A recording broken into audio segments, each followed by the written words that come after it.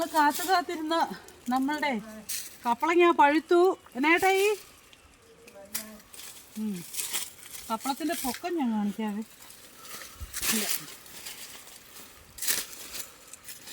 ഇതാണ്, ഇത്രയേ ഉള്ളൂ.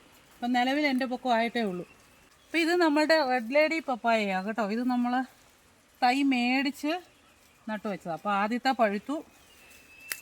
പഴുത്തതും പച്ചയും അങ്ങനെ പല ടൈപ്പിൽ കിടപ്പുണ്ട്. ഇച്ചിരി നല്ലപോലെ പഴുത്തെന്ന് തോന്നുന്നു. എന്തായാലും നമുക്കിതങ്ങ് നടത്തിയെടുക്കാം.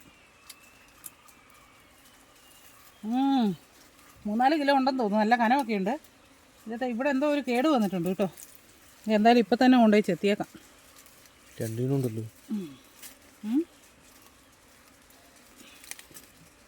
ഇതും കൂടെ പറിച്ചേക്കാം അല്ലേ? ഇതും കൂടെ പറിക്കട്ടെ. ബാ.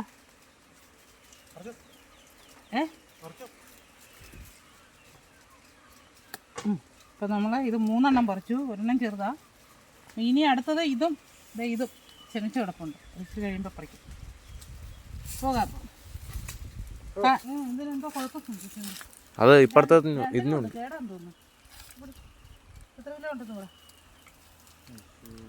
എത്ര കിലോ ഉണ്ടെന്ന് പറ. 3 കിലോ. ഞാൻ 4 കിലോ എന്നാ ഓർത്ത്. എല്ലാം കൂടി 4 കിലോ വരുന്നുണ്ടോ കേട്ടോ? ഞാൻ ചെത്തട്ടെ. ഇത് പോയി ചെത്തുമ്പോഴത്തേനും വരുമോ?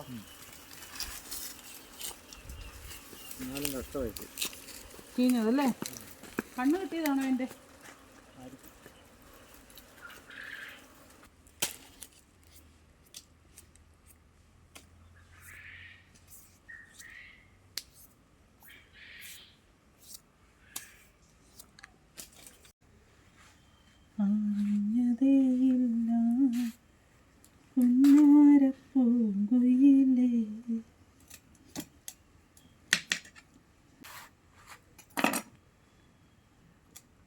സാധാരണ റെഡ് ലേഡിയുടെ പപ്പായക്ക് ഇത്രയും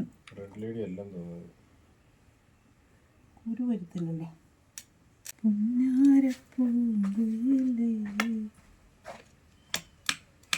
പൊളിച്ചെടുത്താൽ മതി.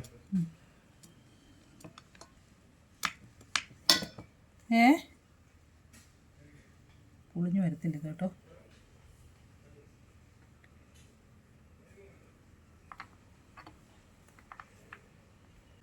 അങ്ങനെയാണല്ലോ. കഴിക്കട്ടെ. ചെറിയൊരു കഷ്ണം. നല്ല മധുരമുണ്ട് കേട്ടോ.